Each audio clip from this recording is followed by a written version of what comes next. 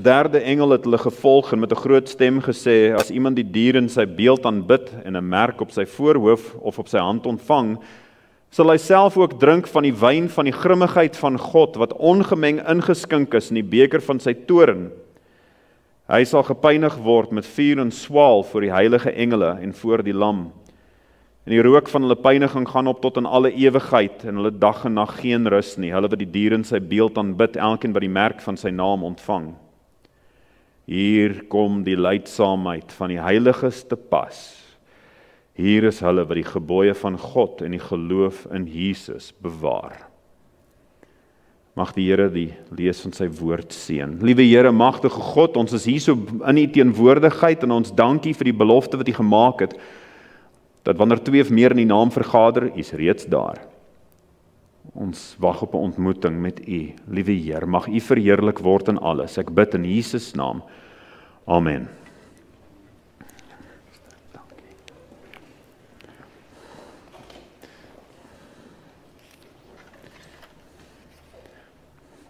Malaria is dodelik.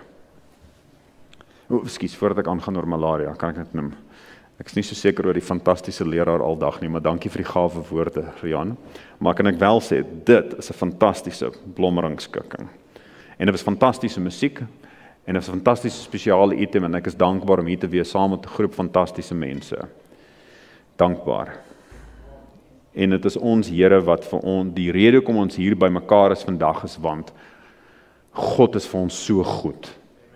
Hy is vir ons so goed. Nimmer eindigend is sy genade. Sy barmhartigheid is verstommend. Ons is dankbaar, oor en oor dankbaar. Terug op die boodskap. Malaria is dodelik. Geelkoors is dodelik, en hierdie is ietsie wat die hele wêreld vol was in die einde van die 1800s. Daar was 'n groot vraagstuk van, hoe gaan ons hierdie oplos? Wat gaan plaasvind? En daar was 'n man wat in die jaar 1874, sy naam was Ottmar Zeidler, hy was 'n Oostenryker, en hy het 'n sekere middel uitgewerk, maar as ek dit reg onthou, dit is dichloro-diphenyl trichloroethaan, wat ons, niemand van ons ken daai naam nie, maar baie van die mag miskien al gehoor het van DDT. Wie het al gehoor van DDT? Ok, daar's 'n paar hande. Vir diegene al wat nie gehoor het daarvan nie, julle sal nou 'n bietjie hoor daarvan. Die ontdekking was gemaak baie jare later, dit was nou 1874, maar in die jaar 1939 toe Paul Hermann Müller ontdek dat hierdie goeters, hierdie DDT is dodelik vir insekte. Dit roei hulle uit op groot skaal. En hy begin om toe dit aan te wend juis vir die bestryding van muskiete. Juis om malaria en geelkoors vlakke dan te laat daal. En dit was so suksesvol dat hy was eintlik die Nobelprys vir medisyne en fisiologie toegeken in die jaar 1948. In die jaar 1949, toe was die eerste keer wat daar verslae begin het om uit te kom. En ek dink daar's 'n aanhaling. Ekskuus, voordat ek daai doen, kan julle gou asseblief net van die skyfies net gou wys. Daar's 'n paar skyfies wat hierdie ding betref. Dit is nou hoe hulle begin het om te spuit, DDT gespuit het, dis op broccoli. Die volgende foto, daar is hulle sommer besig om 'n soldaat te spuit op sy klere om die muskiete en goed soos weg te hou. Dis mos die nadeel van 'n soldaat. Jy kan vir hom sê wat om te doen. Hy moet maar saamgaan, hy moet maar luister. Jy weet, jy kan nie, Walter, ek sien 'n knikkie kop, ja. Net Manny, sal dieselfde ding sê. Daai is waar hulle besig is om DDT te spuit op die strande op groot skaal. Nog 'n foto. Daar's dus een wat hulle besig om op 'n persoon se kop te spuit. Wys asseblief daai en as jy hom kry daar. So daar, dis 'n dame wat hulle besig is om die luise op haar kop. So hier is ons kinders in die klas wat hulle dit luise, bring net gou die DDT en almal van hulle staan ek. En toe in die jaar 1949 was een van die eerste kere wat daar 'n verslag uitgekom het van 'n dokter wat in Amerika is, en hy het gesê, ouens, hoe is dit moontlik dat hierdie goeters dodelik is vir al die insekte? Dit maak omtrent enige dier dood, maar ons kom skotvry daarvan af. Hoe kan dit wees? Selfs die eenvoudigste begrip van toksologie sê vir jou, hier is 'n groot probleem.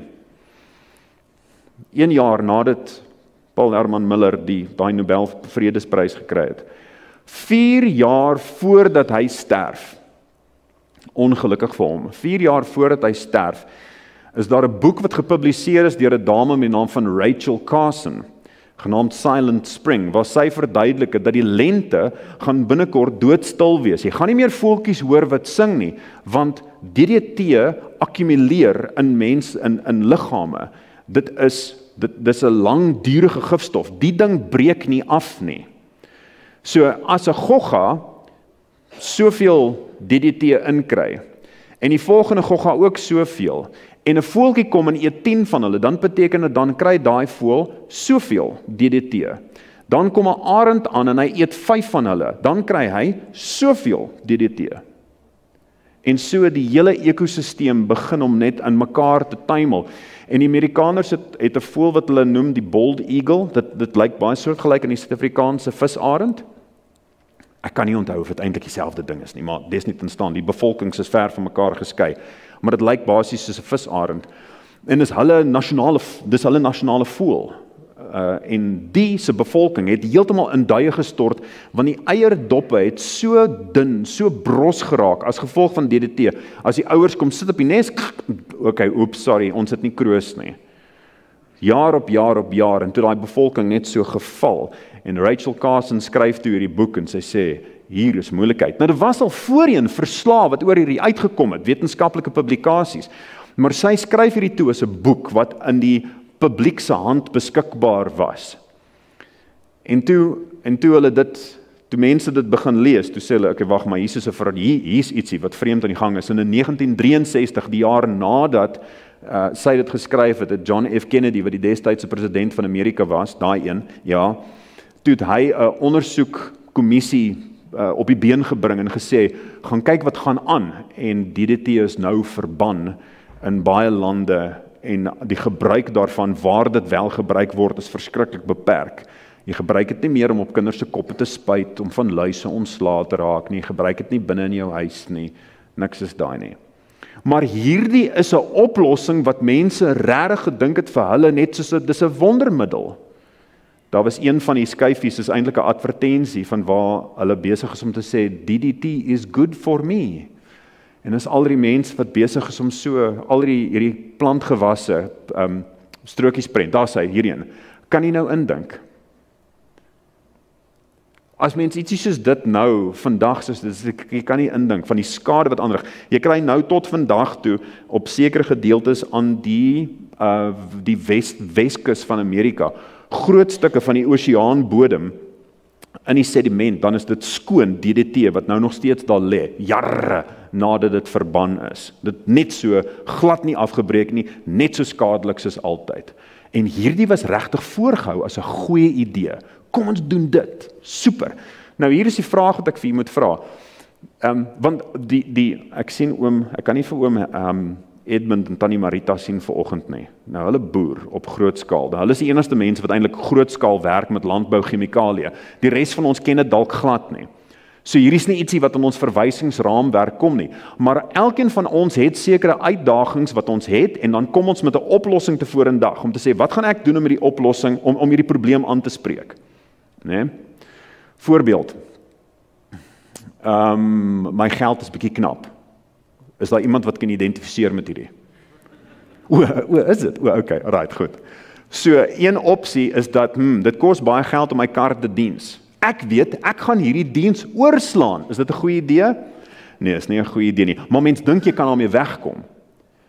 Ja, bande is maar baie duur. Ek dink ek gaan net ry op hierdie bande totdat hulle blink is. As die staal begin wys, dan sal ek die bande ruil. Is hierdie 'n goeie idee? Nee, maar hoekom doen mense dit? Want hulle dink hulle kan daarmee wegkom. Hoekom is dit so dat iemand dan dalk, 'n soapie sal vat, die spanning is net so verskriklik baie, laat ek moet net gou ietsie drink, of ek moet 'n pil sluk, om my net beter te laat voel, dan kan ek net kalmeer. Is dit 'n goeie oplossing? Dalk nie. Daar's beter maniere om dit te doen as daai. Ek gaan net hier, ek is eintlik 'n bietjie eensaam. Ek dink ek gaan hierdie video, ek gaan vir my so tipe video kyk, dat ek net bietjie beter kan voel oor myself. Is dit 'n goeie idee? Nee, glad nie. Dan is daar ook 'n geval van ek het miskien 'n bietjie min geld, kom ek gaan belê dit in hierdie onderneming. Wie het hierdie week die nuus gesien oor 'n sekere kleuterskool netwerk wat in duie stort en die hoeveelheid geld wat daar verloor is. Skrikwekkend. So daar's twee redes van hoekom iemand ietsie sal doen wat vir hulle sleg is, wanneer hulle skade gaan ly. Opsie nommer 1, hulle dink hulle kan daarmee wegkom. Opsie nommer 2,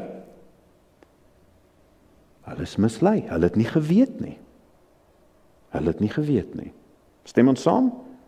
Niemand doen ietsie aan hulle self skadelik, net omdat hulle skade wil aanrig nie.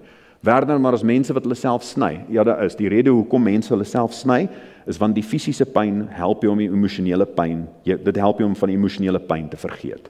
So dis tog dan, hulle probeer tog om hulle self te help. Jy wil nie jouself regtig, selfmoord. Mense dink, ek moet net van die spanning ontslaa raak, hierdie is vir my 'n beter rol.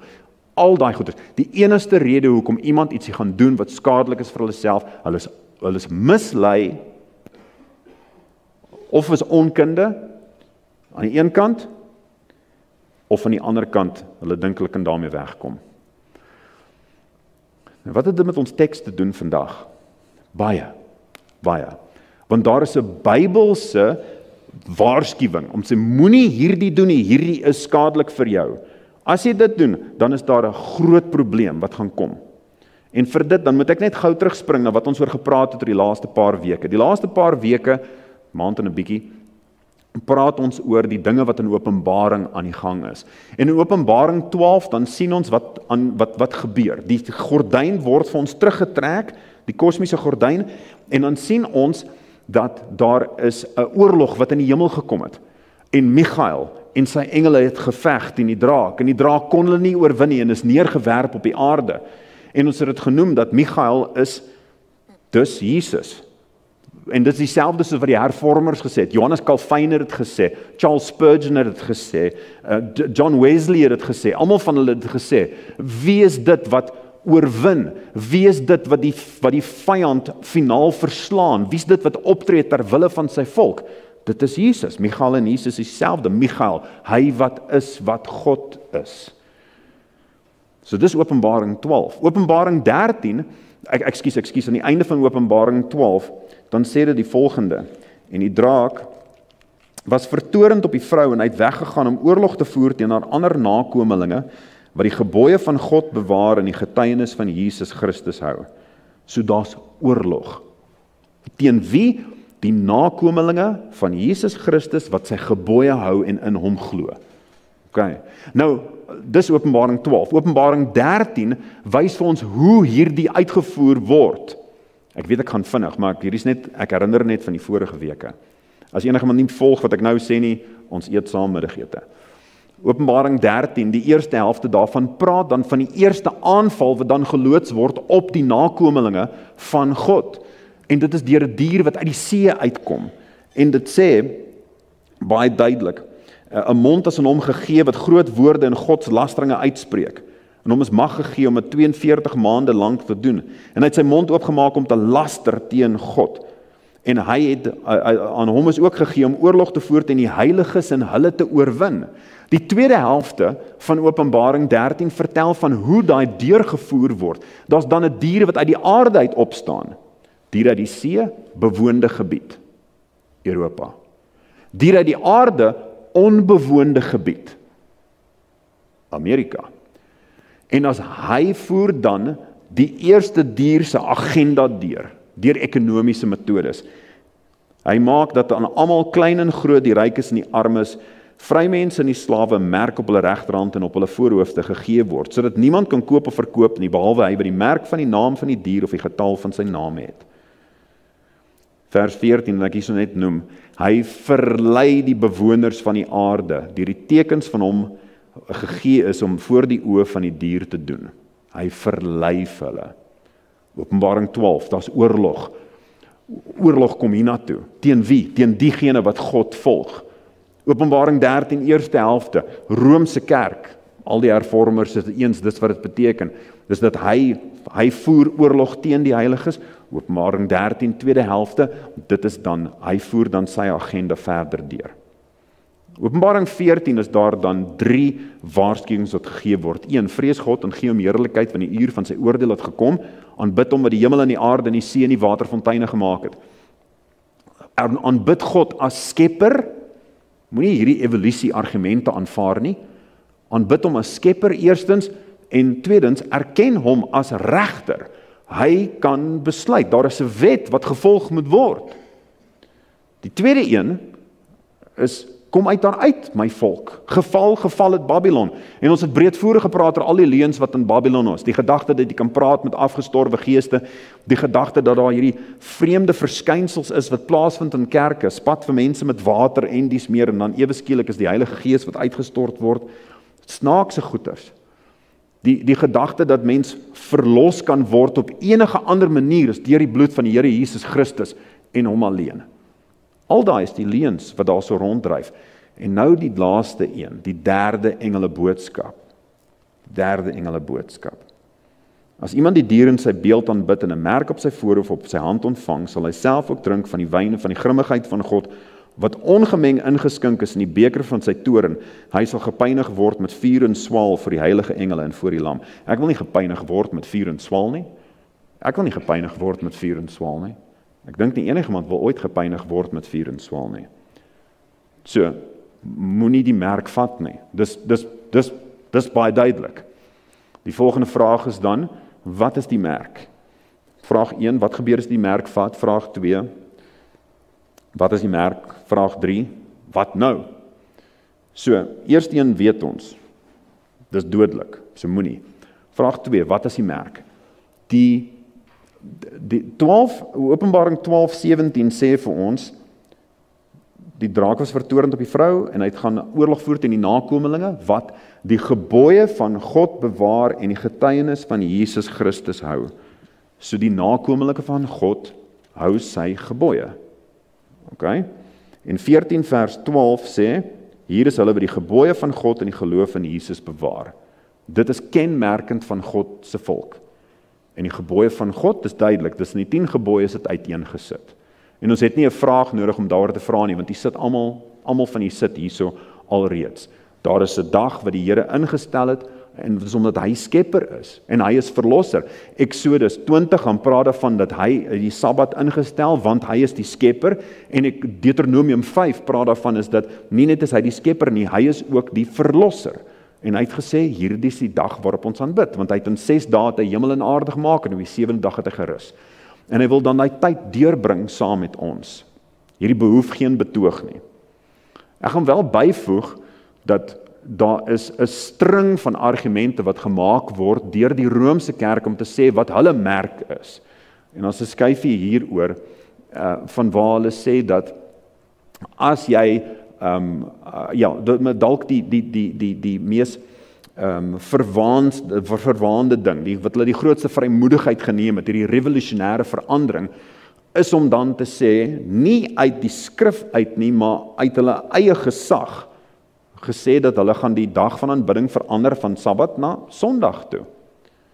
En as jy wil glo in die skrif en die skrif alleen, dan moet jy logies 'n 7-dag Adventis word. Okay, dis op hulle weergawe, 21ste Mei 1995, en daar selfs 'n prentjie van die uitknipsel waarvan dit uitkom, wat 'n skyfie vir daai. So jy kan sien, ek het nie net hierdie geduimsuig nie. As die skyfie net kan aangaan na die volgende een toe julle. Dankie. So, dis duidelik. Ek hoef dit nie vir u nou te vra, daai as spesifiek nie, of dit so is. Maar nou die punt wat ons self nou moet afvra, wat maak ons met die wete dat dit so is? Daar's ons oorlog, daai oorlog het hiernatoe gekom, dit word deurgevoer op 'n sekere manier om ons dan te raak, en ons weet dan, as ons dan die Sabbat hou, goed, as ons die Sabbat nie hou nie, maar ons volg dan wat die vyand sê, dan is daar niks goeds wat gaan kom op dit nie. Wat maak ons nou? Kyk, die eerste punt wat ek dan wil opper wat hierdie ding betref. Ek moet die Sabbat hou tot die beste van my vermoë, van die tyd wat die son sak tot die son weer sak. Eenvoudig soos dit. Hoekom? Omdat ek een of ander 'n punte wen deur dit, is dit wettiesheid?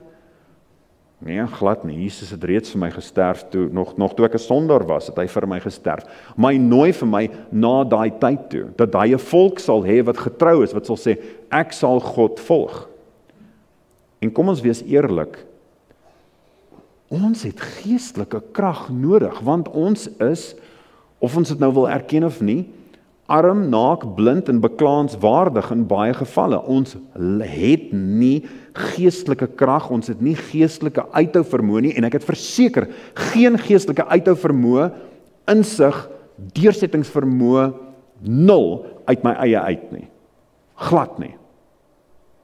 Maar ons is in 'n daar's 'n geestesdimensie wat ons dan vergeet. En met die komende stryd wat op ons kom en die versoekings wat oor ons pad kom, ek moet so sterk kan staan as moontlik. Afgesien van dit, en ek wil die analogie gebruik hierso van die huwelik.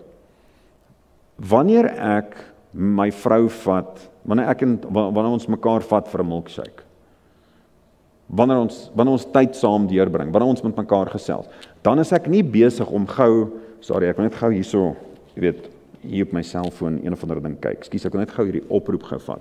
Ek wil net gou gaan, waar is die liedereboek? Ek het onthou, ek wil net gou hierso nog gesê uitwerk, wat se lied ek moet stuur, ek's nou met jou.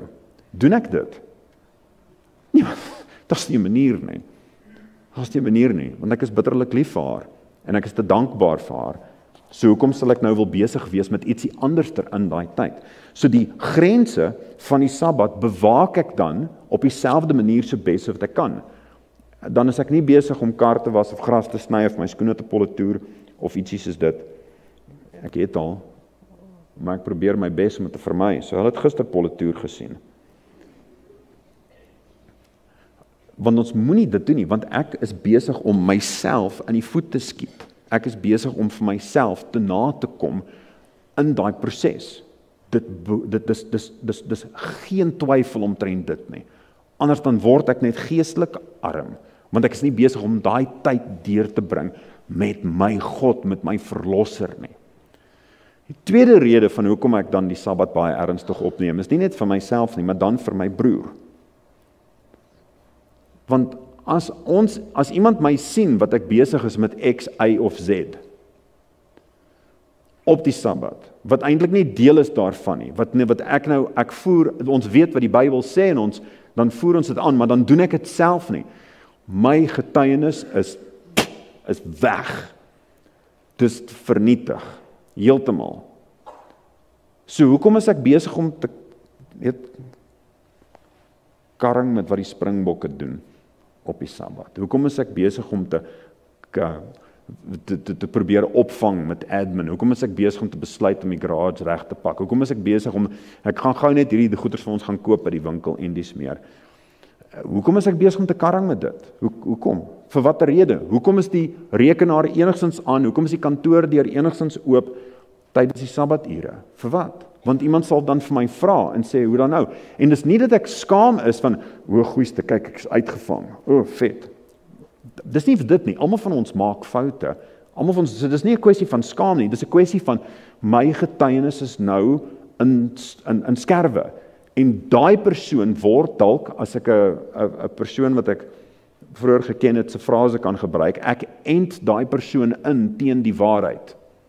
Ja, dis net 'n spul eigelaars, hulle doen dit self nie. En hierdie sluit in ook, ek noem nou 'n moeilike ding, hierdie sluit in, ek sal vir jou betaal vir dit deur die week elektronies, want jy kan dit vir my Sabbat bring. Jy kan dit net vir my gee so in 'n breinkoevertjie, want ons is dan mos nie besig om handel te dryf nie. Dit werk mos nie so nie. Dis nie so nie. As daar een hand wissel van een hand na die volgende een, dis handel dryf. En dis wat die Here gesê het, vermy dit. Spaar jouself dit. Bly weg van dit. Iemand gaan nou vir my sê, ja, Werner, maar daar is uitsonderings. Ja, doodreg. Die kalf is elke nou en dan in die put. Hy is. Maar die kalf kan nie die hele tyd in die put wees nie. Wat doen 'n goeie boer as die kalf in daai put inval? Wat is sy opsies? Opsie nommer 1, span 'n heining om die put. Opsie 2, maak die put vol. En as die kalf nog steeds aanhou, jy kry mos springers en jy kry kruipers, En 'n kalf is dikwels 'n kruiper. En dan sê hy daar onder die ding en hy is dan weer in die put in. Wat doen jy dan met daai kalf? Jy slag die heilige koei.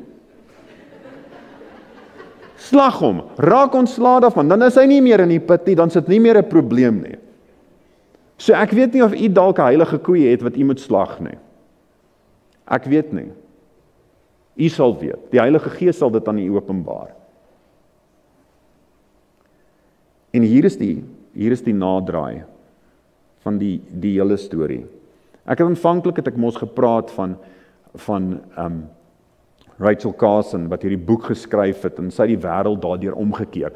As iemand opgedaag het by Tannie Rachel en hulle sien dat sy is besig om in haar tuin die tomaties te spuit met DDT, want hy dit werk so goed, kyk hoe mooi groei die tomaties, en sy verkoop dit by die plaaslike mark.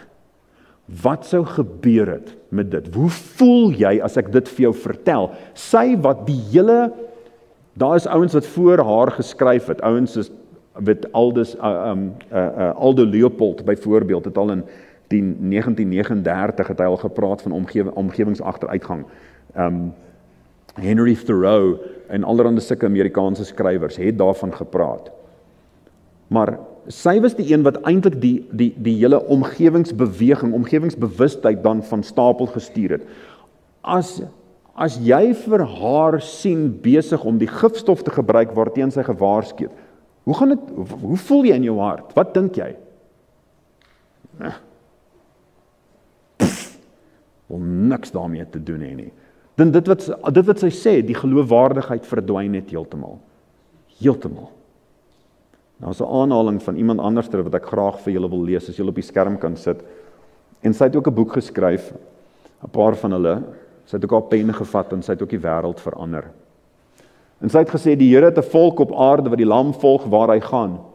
Hy het sy duisende, vergewe die spelfout, hy het sy duisende wat nie die knie voor Baal gebuig het nie. Die sulke sal met hom staan op Sion, maar hulle moet staan op hierdie aarde, beklee met die volle wapenrusting. Let wel die volgende, beklee met die volle wapenrusting, gereed om betrokke te wees in die werk om diegene te red wat op die drempel van die dood staan.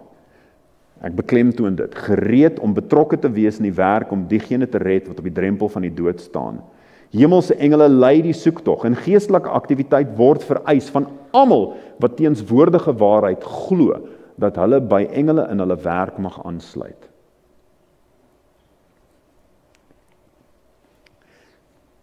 Hou u Sabbat? Ja. Open u Sabbat in die huis? Indien nie, probeer dit. Indien wel, nooi iemand op 'n dag. En sê, kom saam, kom probeer dit. Ek en my gesin kan daarvan getuig is dit die kere wat ons dit gedoen het, en dis hier en daar, as ons iemand nooi om saam met ons Sabbat te open by die huis, dan is dit like, wow, dit was lekker. Dankie. En dan praat ek nie van nou, Werner, maar jy's 'n predikant, jy moet doen. Dis voordat ek gaan studeer het. Dit is van jare terug. Dis maar net die goed wat gebeur in die huishouding. En dan sit nie omdat ek het al die spesiale antwoorde en goed soos dit nie. Jy doen maar net wat jou hand vind om te doen. Hey, Maatjie, wil jy kom saam? En dan word daai vreugde gedeel. So as u Sabbat open, as die Sabbat hou open Sabbat, as die Sabbat open, nooi vir iemand. En kyk wat gebeur. Die merk van die dier is duidelik, ons het dit nou gesien, dis Sondag. Hulle merkteken van gesag, hulle spog daaroor. Hulle het dit verander, dit is onsin. Die merkteken van God is om die Sabbat te hou. Dis die Sabbat, dis sy dag. Want as niks in die natuur wat vir jou sê dat dit eintlik syne is nie, behalwe sy woord. Hy het so gesê en hy het 'n volk wat luister vir hom. Dis alrede. Wat is die merkteken van 'n Christen? Iemand wat die Sabbat hou? Nee, ek wil net baie duidelik sê. Daar's talle mense wat die Sondag gehou het, jare gelede, hulle is glad nie verlore nie. En die mense wat tans Sondag hou, het nie alreeds die merk van die dier, verkeerde hand, ekskuus. Hulle het nie reeds die merkteken van die dier gekry nie, want daai finale keuse is nog nie vir hulle gestel nie. Daai finale ding om te sê, jy moet hierdie doen wat afgedwing word deur die diere uit die aarde uit. Daai is nog nie daar gestel nie. Wanneer dit so is, dan kan ons begin sê, okay, merkteken van die dier. Persoon wat dit nou doen, hoekom is hy besig om ietsie te doen wat vir hom op die lange duur skadelik is? Dink hy gaan daarmee wegkom? Nee, ons dink ons kan daarmee wegkom. Ons is diegene wat randjies sny en goeders en reken. Nee, maar ek gaan dit net hierdie keer. Jy weet, dit is eintlik net hierdie keer. Slag daai heilige koei. Raak ontslaaf van hom wat in die put in die hele tyd val. Diegene wat buite is, wat besig is om nou Sondag te hou en hulle dink dit is die regte, hulle is mislei. Die merkteken van die Christen is nie die een wat al die wette perfek hou. Die Fariseërs het dit baie goed gedoen. Hy is nie die een wat perfek hou nie. Maar hy hou die gebooie so bes wat hy kan en hy behou die geloof in Jesus. En hy's lief genoeg vir iemand anders om vir hulle te vertel daarvan. Is ons besig, en ek het geen probleem daarmee met mense wat die stad verlaat nie, maar is ons besig om so sterk planne te maak om die stad te verlaat, as wat ons besig is om die stad, planne te maak om die stad te vertel? Wil ek net die stad verlaat, of wil ek dalk die stad vertel? Dis ons werk. Dis hoekom ons hier is. Mag die Here sy werk in ons seën. Amen.